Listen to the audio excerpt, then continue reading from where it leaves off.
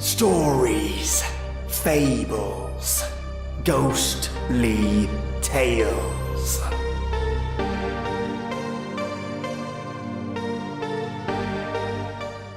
The day the king discovered a wildling, a mystical dwarf-like creature, and captured it, is the day his life changed forever.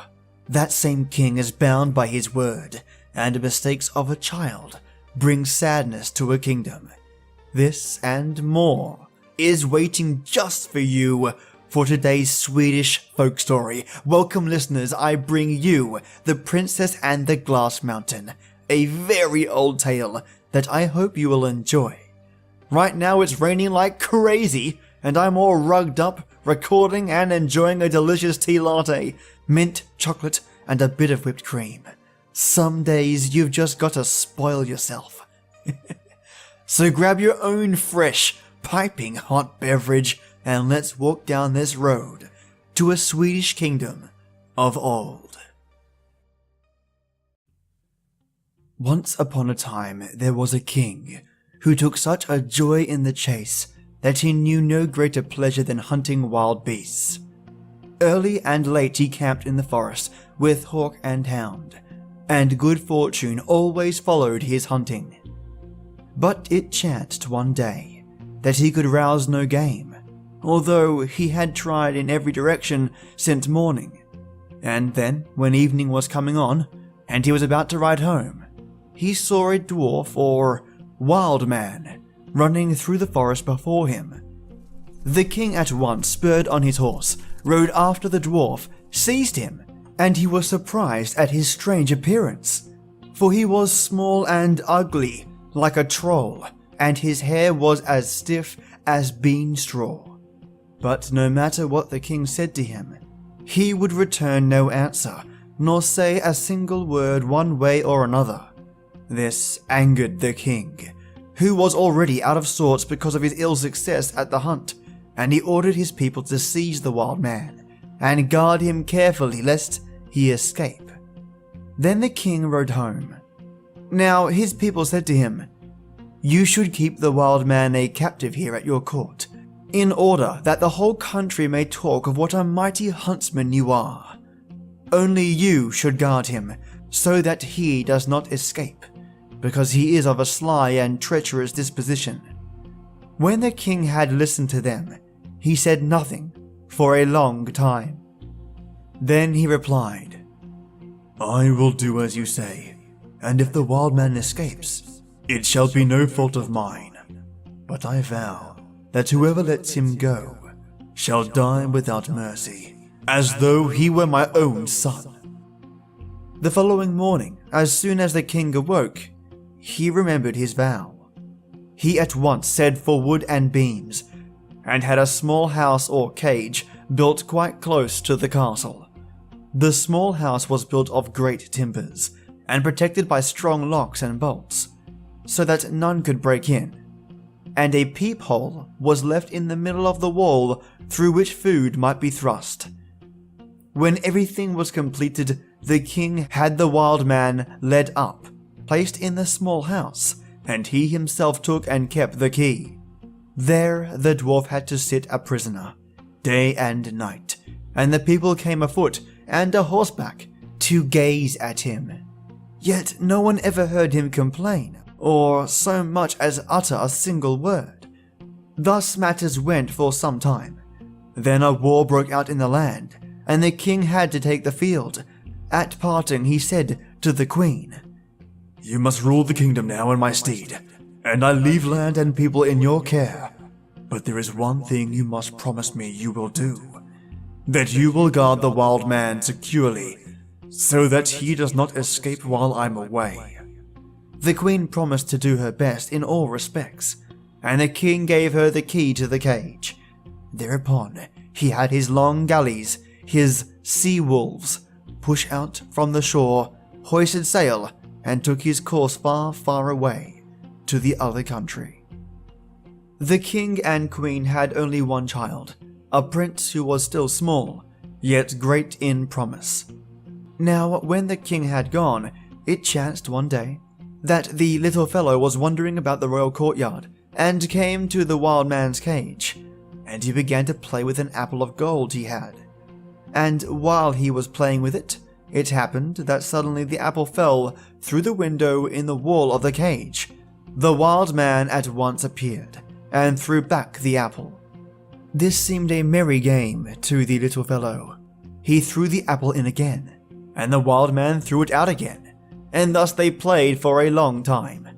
Yet, for all the game had been so pleasant, it turned to sorrow in the end, for the wild man kept the apple of gold, and would not give it back again. And when all was of no avail, neither threats nor prayers, the little fellow at last began to weep.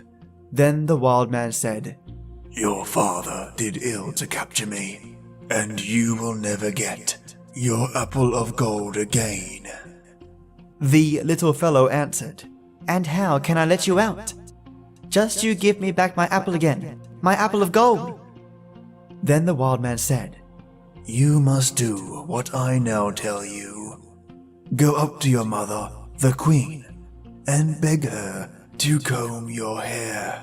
See to it that you take the key from her girdle, and come down and unlock the door. After that, you can return the key in the same way, without anyone knowing anything about it." After the wild man talked to the boy in this way, he finally did as he said, went up to his mother, begged her to comb his hair, and took the key from her girdle. Then he ran down to the cage and opened the door, and when they parted, the dwarf said, "Here is your apple of gold that I promised to give back to you, and I thank you for setting me free. And another time, when you have need of me, I will help you in turn." And with that he ran off on his own way. But the prince went back to his mother and returned the key in the same way he had taken it. When they learned at the king's court that the wild man had broken out, there was great commotion, and the queen sent people over the hill and dale to look for him. But he was gone and stayed gone. Thus matters went for a while, and the queen grew more and more unhappy, for she expected her husband to return any day, and when he did reach shore, his first question was whether the wild man had been well guarded. Then the queen had to confess how matters stood, and told him how everything had happened. But the king was enraged beyond measure, and said he would punish the malefactor, no matter who he might be. And he ordered a great investigation at his court, and every human being in it had to testify. But no one knew anything. At last, the little prince had to come forward.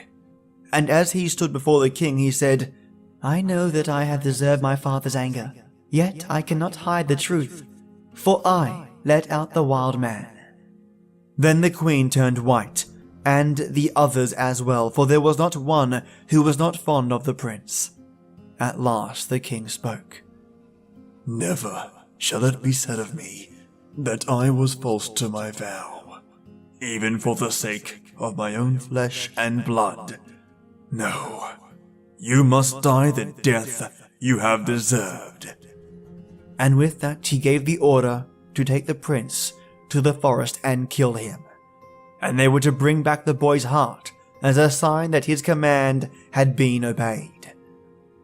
Now sorrow unheard of reigned among the people, and all pleaded for the little prince, but the king's word could not be recalled.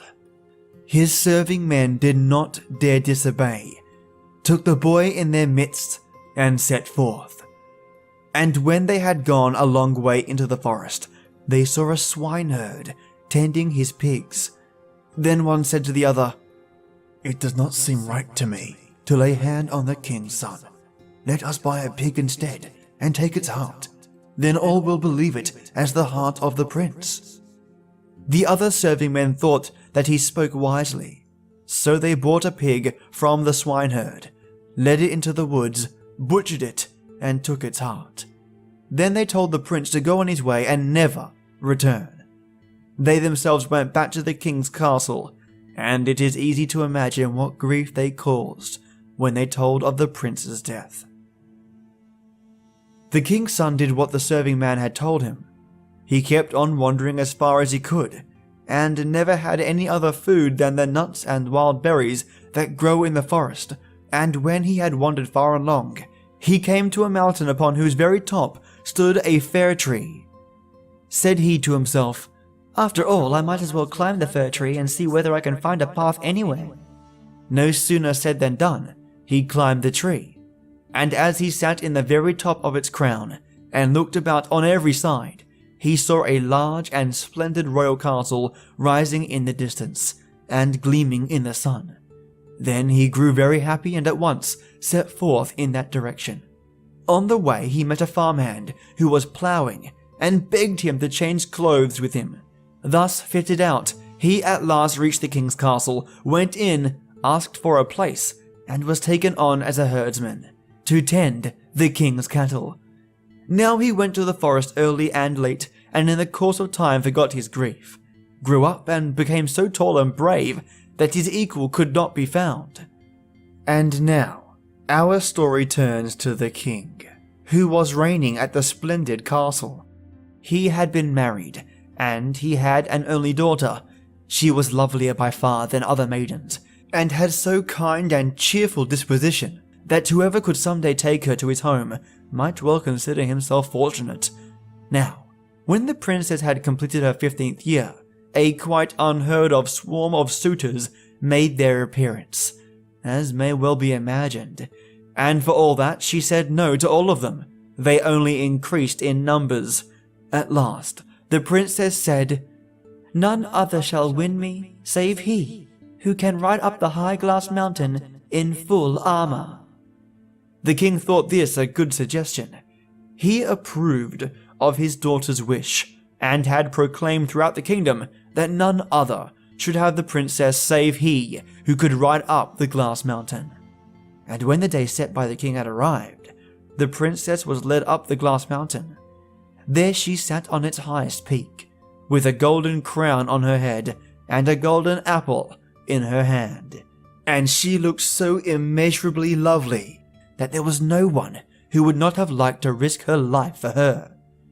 Just below the foot of the hill, all the suitors assembled, with splendid horses and glittering armor that shone like fire in the sun, and from round about the people flocked together in great crowds to watch their tilting. And when everything was ready, the signal was given by horns and trumpets, and then the suitors, one after another, raced up the mountain with all their might. But the mountain was high, and slippery as ice, and besides, it was steep beyond all measure. Not one of the suitors rode up more than a little way before he tumbled down again, head over heels, and it might well happen that arms and legs were broken in the process. This made so great a noise, together with the neighing of the horses, the shouting of the people and the clash of arms, that the tumult and the shouting could be heard far away. And while all this was going on, the king's son was rambling about with his oxen, deep in the wood.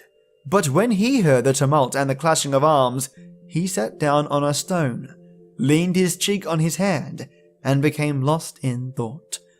For it had occurred to him how gladly he would have fared forth with the rest. Suddenly he heard footsteps, and when he looked up, the wild man was standing before him. "Thank you for the last time," said he. "And why do you sit here so lonely and full of sorrow?" "Well," said the prince, "I have no choice but to be sad and joyless. Because of you I'm a fugitive from the land of my father, and now I have not even a horse and armor to ride up the glass mountain and fight for the princess." "Ah," said the wild man, "if that be all you want, then I can help you. You helped me once before, and now I will help you in turn." Then he took the prince by the hand, led him deep down into the earth, into his cave, and behold, there hung a suit of armor forged out of the hardest steel, and so bright that a blue gleam played all around it. Right beside it stood a splendid steed, saddled and bridled, pawing the earth with his steel hooves, and champing his bit till the white foam dropped to the ground. The wild man said, "Now get quickly into your armor, ride out and try your luck. In the meantime, I will tend your oxen." The prince did not wait to be told a second time, but put on the helmet and armor, buckled on his spurs, hung his sword at his side, and felt as light in his steel armor as a bird in the air. Then he leapt into the saddle so that every clasp and buckle rang, laid his reins on the neck of his steed and rode hastily towards the mountain. The princess's suitors were about to give up the contest, for none of them had won the prize, though each had done his best. And while they stood there thinking it over, and saying that perhaps fortune would favor them another time, they suddenly saw a youth ride out of the woods straight towards the mountain. He was clad in steel from head to foot, with helmet on head, sword and belt, and shield on arm. And he sat in his horse with such knightly grace that it was a pleasure to look at him. At once all eyes were turned to the strange knight, and all asked who he might be, for none had ever seen him before. Yet they had had but little time to talk and question, for no sooner had he cleared the wood than he rose in his stirrups, gave his horse the spurs, and shot forward like an arrow straight up the glass mountain. Yet he did not ride up all the way, but when he reached the middle of the steep ascent, he suddenly flung around his steed and rode down again, so that the sparks flew from his horse's hooves. Then he disappeared in the wood like a bird in flight. One may imagine the excitement which now seized upon all the people, and there was not one who did not admire the strange knight. All agreed they had never seen a braver knight. The princess's suitors were about to give up over the contest, for none of them had won the prize, though each had played a man's part. And while they stood there, thinking it over, and saying that perhaps fortune would favor them the next time, they suddenly saw a youth ride out of the wood, straight towards the mountain. He was clad in silver from head to foot, with helmet on head and shield at arm and sword at side. And he sat his horse with such knightly grace that a braver-looking youth had probably never been seen. At once all eyes were turned to him, and the people noticed that he was the same knight who had appeared before. But the prince did not leave them much time for wonderment, for no sooner had he reached the plain than he rose in his stirrups, spurred on his horse, and rode like fire straight up the steep mountain. Yet he did not ride quite up to the top, but when he had come to its crest, he greeted the princess with great courtesy, flung about his steed, and rode down the mountain again till the sparks flew about his horse's hooves. Then he disappeared into the woods as the storm flies. As one may imagine, the people's excitement was even greater than the first time, and there was not one who did not admire the strange knight, and all were agreed that a more splendid steed or a handsomer youth were nowhere to be found. Time passed, and the king set a date when his daughter's suitors were to make a third trial. The princess was now once more led to the glass mountain and seated herself on its highest peak, with the golden crown and the golden apple as before. At the foot of the mountain gathered the whole swarm of suitors, with their splendid horses and their polished armor, handsome beyond anything seen thus far. And round about the people flocked together to watch the contest. When all was ready, the suitors, one after another, darted up the mountain with all their might. And yes, the mountain was still as smooth as ice, and steep beyond all measure, so that not one rode up more than a little way before tumbling down again, head over heels. And just as before made a great noise, horses were neighing, people were shouting, and the armor clashed, till the tumult and the shouting echoed far in the woods. And yet again the princess's suitors were about to give up the contest, for none of them had won the prize, though each had done his best. And while they stood there, thinking over what was to be done, they saw the youth come riding out of the woods again, straight towards the mountain. He was clad in gold from head to foot, with the golden helmet on his head, the golden shield on his arm, and the golden sword at his side. And so knightly was his bearing that a bolder warrior could not have been met with all in the wide world. At once all eyes were turned toward him, and one could see that he was the same youth who had already appeared at different times, but the prince gave them but little time to question and wonder. For no sooner had he reached the plain than he gave his horse the spurs and shot up that steep mountain like a flash of lightning. When he had reached its highest peak, he greeted the beautiful princess with great courtesy, kneeled before her, and received the golden apple from her hand. Then he flung about his steed and rode down the glass mountain again, so that sparks flew about the golden hooves of his horse, and a long ribbon of gold light gleamed behind him. At last he disappeared in the woods like a star. What a commotion now reigned about the mountain! The people broke forth into cheers that could be heard far and wide. Horns sounded, trumpets called, horses neighed, arms clashed, and the king had proclaimed far and near that the unknown golden knight had won the prize. Now all that was wanting was some information about the Gold Knight, for no one knew him, and all the people expected that he would at once make his appearance at the castle, but he did not come. This caused great surprise, and the princess grew pale and ill. But the king was put out, and the suitors murmured and found fault day by day, and at length, when they were all at their wits' end, the king had a great meeting announced at his castle, which every man, high and low, was to attend, so that the princess might choose among them herself. There was no one who was not glad to go for the princess's sake, and also because it was a royal command. With this a countless number of people gathered together, and when they had all assembled, the princess came out of the castle with great pomp, and followed by her maids, passed through the entire multitude. But no matter how much she looked about her on every side, she did not find the one for whom she was looking. When she reached the last row, she saw a man who stood quite hidden by the crowd.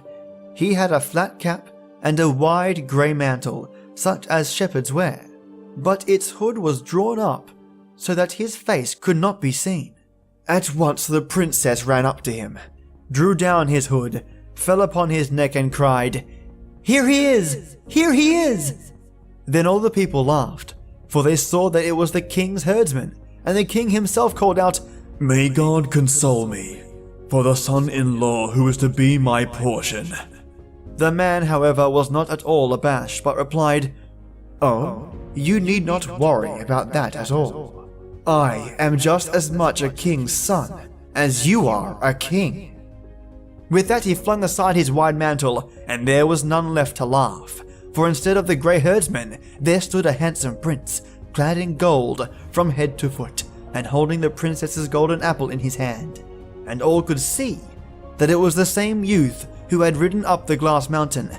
Then they prepared a feast whose likes had never been seen before, and the prince received the king's daughter, and with her half of the kingdom. Thenceforward they lived happily in their kingdom, and if they have not died, they are living there still. But nothing more was ever heard of the wild man. And that is the end.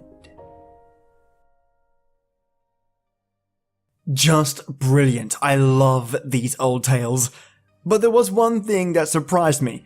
Does that mean that the prince married his half-sister? I'm really confused. It was a great read, but I'm going to have to ask you lot what your takeaway is on this one, or maybe I've misinterpreted the story. It states that the king had been married and had only one daughter. I'm going to assume that it's the same father, so I think my logic is right there. So yeah, I think the prince married his half-sister. Anyway, this strangeness aside, it's certainly a unique tale. This Friday I'm going to bring to you a no sleep. Oh yeah. And I have been given permission by the author to read through the entirety of his ongoing series, so I can't wait to sink my teeth into it. Join me Friday for some scary stories for your lovely ears. Also, if you want to help the podcast, 2 things you can do: share it around and leave an iTunes review. And a huge thank you to all of you that already do this. And yes, I'll be doing some iTunes review shoutouts as well. They're just around the corner. So stick with me, mates. And as always, till next time.